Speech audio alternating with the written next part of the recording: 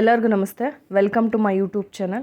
ಯಾರೆಲ್ಲ ನನ್ನ ಚಾನಲ್ನ ಸಬ್ಸ್ಕ್ರೈಬ್ ಮಾಡಿಲ್ಲೋ ಸೊ ಪ್ಲೀಸ್ ನನ್ನ ಚಾನಲ್ನ ಸಬ್ಸ್ಕ್ರೈಬ್ ಮಾಡಿ. ಇವತ್ತು ನಾವು ಧರ್ಮಸ್ಥಳಕ್ಕೆ ಹೋಗ್ತಾ ಇದ್ವಿ. ಧರ್ಮಸ್ಥಳದಲ್ಲಿ ಯಾವ್ಯಾವ ಪ್ಲೇಸಸ್ನ ನೋಡ್ಬೋದು, ಹಾಗೆ ಧರ್ಮಸ್ಥಳದಲ್ಲಿ ಬೇಗ ದರ್ಶನ ಆಗಬೇಕು ಅಂದರೆ ಏನು ಮಾಡಬೇಕು ಅಂತ ಈ ವಿಡಿಯೋದಲ್ಲಿ ತೋರಿಸ್ತೀನಿ. ಹಾಗೆ ಧರ್ಮಸ್ಥಳದಿಂದ ಮತ್ತೆ ಇನ್ಯಾವ ಪ್ಲೇಸಸ್ ನೋಡಿದ್ವಿ ಅಂತ ಈ ವಿಡಿಯೋದಲ್ಲಿ ತೋರಿಸ್ತೀನಿ. ಸೊ ಕೊನೆವರೆಗೂ ಸ್ಕಿಪ್ ಮಾಡ್ದಿದ್ದಂಗೆ ನೋಡಿ. ಅರ್ಲಿ ಮಾರ್ನಿಂಗ್ ಬೆಂಗಳೂರು ಬಿಟ್ಟು ಧರ್ಮಸ್ಥಳಕ್ಕೆ ಹೋಗ್ತಾ ಇದ್ವಿ. ಆಲ್ಮೋಸ್ಟ್ ಒಂದು 5 hours ಆಗುತ್ತೆ ಅಷ್ಟೇ.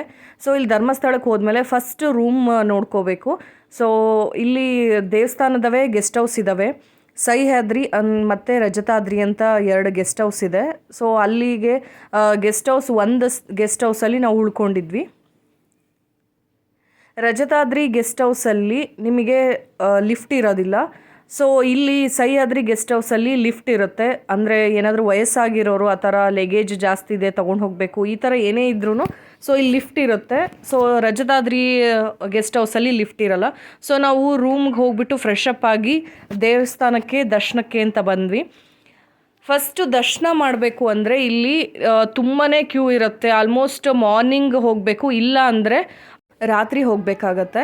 ಸೊ ಇಲ್ಲಪ್ಪ ನಮ್ಗೆ ಯಾವಾಗ ಬೇಕಾದರೂ ಹೋಗಬೇಕು ಅನ್ನೋದಾದರೆ ನೀವು 1,000 ಅಥವಾ 2,000 ತುಂಬ ಜನ ಇದ್ವಿ ಅಂದರೆ ನೀವು ಅನ್ನದಾನಕ್ಕೆ ಆ ಥರ ಏನಾದರೂ ಕೊಟ್ಟರೆ ನಿಮಗೆ ಡೈರೆಕ್ಟ್ ಎಂಟ್ರಿ ಬಿಡ್ತಾರೆ. ಸೊ ಇಲ್ಲ ಅಂದರೆ 100 ರೂಪಾಯಿಂದ ಅಥವಾ 200 ರೂಪಾಯಿವರೆಗೂ ಏನೋ ಸ್ಪೆಷಲ್ ಟಿಕೆಟ್ ಅಂತಲೂ ಸಹ ಇದೆ. ಅದೂ ಬೇಡ ಅಂದರೆ ಸೊ ನಿಮಗೆ ಹಾಫ್ ಆನ್ ಅವರಲ್ಲಿ ದೇವಸ್ಥಾನ ಕ್ಲೋಸ್ ಆಗುತ್ತೆ ಅನ್ನೋ ಟೈಮಿಗೆ ನೀವು ಹೋದರೆ ಸೊ ನೀವು ಅಲ್ಲಿ ಏನು ಜಾಸ್ತಿ ಕ್ಯೂ ಹೋಗ್ಬೇಕಲ್ವಾ, ಸೊ ಅಲ್ಲಿ ಅಷ್ಟೊಂದು ರಶ್ ಇರೋದಿಲ್ಲ, ಬೇಗನೆ ಕಳಿಸ್ತಾ ಇರ್ತಾರೆ. ಸೊ ಆವಾಗ ಬೇಗ ದರ್ಶನವೂ ಆಗುತ್ತೆ. ನಮಗೆ ಈಗ 2-3 ಸಲ ಹೋದಾಗಲೂ ಅದೇ ಥರನೇ ಆಗಿದೆ. ಸೊ ಈವ್ನಿಂಗ್ ಕ್ಲೋಸಿಂಗ್ ಟೈಮಲ್ಲಿ ಹೋದರೆ ಬೇಗನೆ ದರ್ಶನವೂ ಆಗುತ್ತೆ. ಇಲ್ಲ ಅಂದರೆ ನಾವು ಅನ್ನದಾನ ಆ ಥರ ಏನಾದರೂ ಕೊಟ್ಟರು ಡೈರೆಕ್ಟ್ ದರ್ಶನಕ್ಕೆ ಬಿಡ್ತಾರೆ. ಹಾಗೆ ಅಲ್ಲಿಂದ ನೀವು ಕಾರ್ ಮ್ಯೂಸಿಯಂ ಇದೆ. ಸೊ ಅಲ್ಲಿ ಇದು ಆನೆಗಳಿದ್ದಾವೆ. ಸೊ ನೀವು ಅದು ವೆಹಿಕಲ್ ಏನಾದ್ರು ಇದ್ದರೆ ಸ್ವಲ್ಪ ಹತ್ರ ಒಂದು 5 minutes ಅಥವಾ 2 minutes ಹಂಗೆ ಅಲ್ಲೇ ಬಂದರೆ ವಾಕಬಲ್ ಇದೆ. ಸೊ ಅಲ್ಲಿ ಬಂದು ಆನೆನ ನೋಡ್ಕೊಂಡು ಹೋಗ್ಬೋದಷ್ಟೆ. ಹಾಗೆ ಇಲ್ಲಿ ಕಾರ್ ಮ್ಯೂಸಿಯಂ ಇದೆ. ಸೊ ಇದ್ರದ್ದು ಟೈಮಿಂಗ್ಸ್ ಇದೆ. 2 ಗಂಟೆಯಿಂದ ಮತ್ತೆ ಮಧ್ಯಾಹ್ನ ಓಪನ್ ಆಗುತ್ತೆ, 7 o'clockವರೆಗೂ ಇರುತ್ತೆ. ಹಾಗೆ ಬೆಳಿಗ್ಗೆ 1 o'clock ಕ್ಲೋಸ್ ಆಗುತ್ತೆ. ಹಾಗೆ ನಿಮಗೆ ಇಲ್ಲಿ ಎಲ್ಲ ಥರದ ಹಳೇ ಕಾರ್ಗಳು ಎಲ್ಲದನ್ನು ಮಾಡೆಲ್ಗಳು ಎಲ್ಲದೂ ಇಟ್ಟಿದ್ದಾರೆ. ತುಂಬಾ ಚೆನ್ನಾಗಿ ಅನಿಸುತ್ತೆ. ಮಕ್ಕಳಿಗೂ ಎಲ್ಲ ಥರ ಡಿಫ್ರೆಂಟ್ ಕಾರ್ಗಳನ್ನ ತೋರ್ಸೋಕ್ಕೂ ಚೆನ್ನಾಗಿರುತ್ತೆ. ಸೊ ಇದಕ್ಕೆ ನಿಮಗೆ ಟಿಕೆಟ್ ಬಂದುಬಿಟ್ಟು 10 ರೂಪಾಯಿ ಇದೆ. ಪರ್ ಹೆಡ್ 10 ರೂಪಾಯಿ ಅಷ್ಟೇ ತೊಗೊಳೋದು.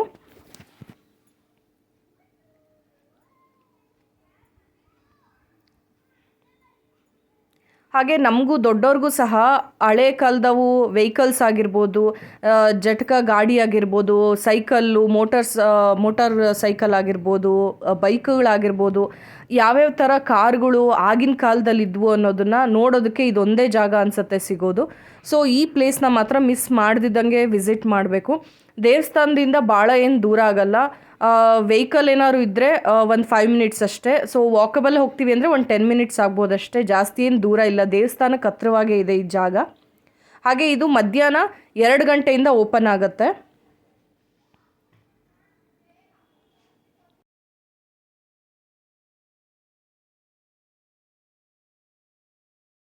ಆಗಿನ ಕಾಲದಲ್ಲಿ 2 wheeler ಆಗಿರ್ಬೋದು, 4 wheeler ಕಾರ್ಗಳಾಗಿರ್ಬೋದು ಯಾವ ಥರ ಇದ್ವು ಅನ್ನೋದನ್ನು ಸೊ ಈ ಪ್ಲೇಸಿಗೆ ಬಂದರೆ ಮಾತ್ರ ಮಕ್ಕಳಿಗೆ ತೋರ್ಸೋಕ್ಕಾಗುತ್ತೆ. ಹಾಗೆ ಇದು ಸೇಮ್ ಶೋರೂಮ್ಗೆ ಹೋದಾಗ ಯಾವ ಥರ ಗಾಡಿನ ಇಟ್ಟಿರ್ತಾರಲ್ವ ಸೊ ಅದೇ ಥರ ಅನಿಸುತ್ತೆ. ಇದು ಯಾವುದೂ ಹಳೆ ಗಾಡಿಗಳು ಅಂತಲೇ ಅನಿಸೋದಿಲ್ಲ, ಎಲ್ಲ ಹೊಸ ಮಾಡೆಲ್ಲು, ಹೊಸ ಗಾಡಿಗಳು ಅಂತಲೇ ಅನಿಸುತ್ತೆ. ಕಾರ್ ಮ್ಯೂಸಿಯಂ ಮುಗಿಸ್ಕೊಂಡು ಇಲ್ಲಿ ಮಂಜೂಷ ವಸ್ತು ಪ್ರದರ್ಶನ ಅಂತ ಇದೆ. ಸೊ ಇಲ್ಲಿ ಇದು ದೇವಸ್ಥಾನಕ್ಕೆ ಹತ್ರವಾಗಿದೆ. ಇಲ್ಲಿ 5 ರೂಪಾಯಿ ಪರ್ ಹೆಡ್ ಅಂತ ಕಾಸ್ಟ್ ಮಾಡ್ತಾರಷ್ಟೇ. 1 hour ಆದ್ರೂ ಇಲ್ಲಿ ಸ್ಪೆಂಡ್ ಮಾಡ್ಬೋದು ಟೈಮು. ಹಾಗೆ ಅದು ಮುಗಿಸ್ಕೊಂಡು ನಾವು ಇಲ್ಲಿ ಸಾಯಂಕಾಲದಷ್ಟೊತ್ತಿಗೆ ರಾಮಕ್ಷೇತ್ರ ಅಂತ ಇದೆ. ಧರ್ಮಸ್ಥಳ ನೀವು ಅಲ್ಲೇನಾದರೂ ಸ್ಟೇ ಆಗಿದ್ರೆ ಸೊ ಅಲ್ಲಿಂದ ಒಂದು 1/2 hour ಆಗುತ್ತಷ್ಟೇ. ಸೊ ಇದು ರಾಮಕ್ಷೇತ್ರ ಅಂತ, ರಾಮ ಸೀತೆದು ದೇವಸ್ಥಾನ. ತುಂಬಾ ಚೆನ್ನಾಗಿದೆ ನೋಡೋದಕ್ಕೆ. ಮಧ್ಯಾಹ್ನವೂ ಹೋಗ್ಬೋದು, ಹಾಗೆ ಸಾಯಂಕಾಲನೂ ಹೋಗ್ಬೋದು. ಎನಿ ಟೈಮ್ ಇದು ಓಪನ್ ಇರುತ್ತೆ. ಮಕ್ಕಳಿಗೂ ತುಂಬ ಚೆನ್ನಾಗಿ ಅನಿಸುತ್ತೆ ಅಡ್ಡಾಡಿಕೊಂಡು ಹೋಗಿ ಬರೋದಕ್ಕೆ. ಇಲ್ಲಿ ಯಾವುದೇ ಥರ ಫೋಟೋ ಕ್ಯಾಮ್ರಾ ಅಲೋ ಇಲ್ಲ. ಸೊ ಆದ್ರೂ ಕೆಲವೊಂದು ಫೋಟೋಸ್ ಅಷ್ಟೇ ತಕ್ಕೊಂಡು ಬಂದಿರೋದು. ಇಲ್ಲಿ ರಾಮಕ್ಷೇತ್ರನ ಎಲ್ಲ ದರ್ಶನ ಮಾಡಿಕೊಂಡು ಸೊ ನಾವು ಆಮೇಲೆ ರೂಮ್ಗೆ ಹೋಗಿ ಉಳ್ಕೊಂಡ್ವಿ ಅಷ್ಟೇ. ಸೊ 1 ಡೇಯಲ್ಲಿ ನೀವು ಇದಿಷ್ಟನ್ನು ಕವರ್ ಮಾಡ್ಬೋದು. ಧರ್ಮಸ್ಥಳ ಮಂಜುನಾಥ ದೇವಸ್ಥಾನ, ಹಾಗೆ ಕಾರ್ ಮ್ಯೂಸಿಯಮ್ಮು, ಹಾಗೆ ವಸ್ತು ಪ್ರದರ್ಶನ, ಹಾಗೆ ಇದು ರಾಮಕ್ಷೇತ್ರನೂ ನೀವು ವಿಸಿಟ್ ಮಾಡ್ಬೋದು. ಇದಿಷ್ಟು ಪ್ಲೇಸ್ನು ವಿಸಿಟ್ ಮಾಡ್ಬೋದು.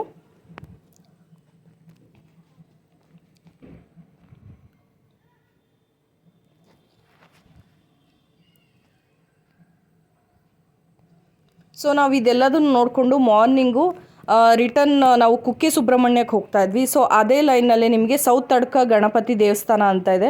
ಇದು ತುಂಬ ವಿಶೇಷ. ಈ ದೇವಸ್ಥಾನದಲ್ಲಿ ಏನು ಅಂದರೆ, ನಾವೇನಾದರೂ ಹರಕೆ ಕಟ್ಕೊಂಡು ಗಂಟೆನ ಕಟ್ಟಿದ್ರೆ ಇಲ್ಲಿ, ಸೊ ಅದು ಈಡೇರುತ್ತೆ ಅನ್ನೋ ನಂಬಿಕೆ ಇದೆ ಇಲ್ಲಿ ದೇವಸ್ಥಾನದಲ್ಲಿ. ತುಂಬ ಜನ ಇಲ್ಲಿ ಗಂಟೆನ ತಗೊಂಡು ಗಂಟೆನ ಹರಕೆ ಥರ ಕಟ್ತಾರೆ.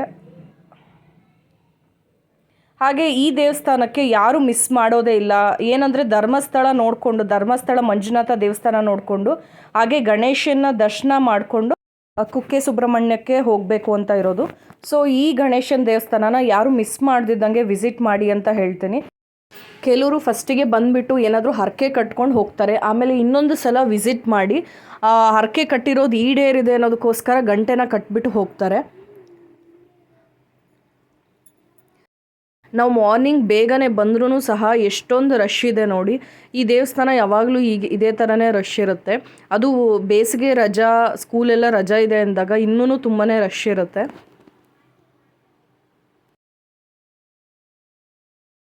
ನಾವು ಸೌತ್ ತಡ್ಕ ಗಣಪತಿ ದೇವಸ್ಥಾನ ನೋಡಿಕೊಂಡು ಹೊರಟಿದ್ದು ಕುಕ್ಕೆ ಸುಬ್ರಹ್ಮಣ್ಯಕ್ಕೆ.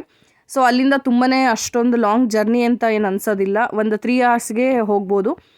ಈಗ ಬೇಸಿಗೆ ರಜಾ ಇರೋದ್ರಿಂದ ಎಲ್ಲ ಕಡೆಗೂ ತುಂಬಾ ರಶ್ ಇರುತ್ತೆ. ಅದರಲ್ಲೂ ಕುಕ್ಕೆ ಸುಬ್ರಹ್ಮಣ್ಯದಲ್ಲಿ, ಧರ್ಮಸ್ಥಳದಲ್ಲಿ ದರ್ಶನ ಆಗೋದು ಅಂದರೆ ತುಂಬಾ ಕಷ್ಟ ಅನಿಸುತ್ತೆ.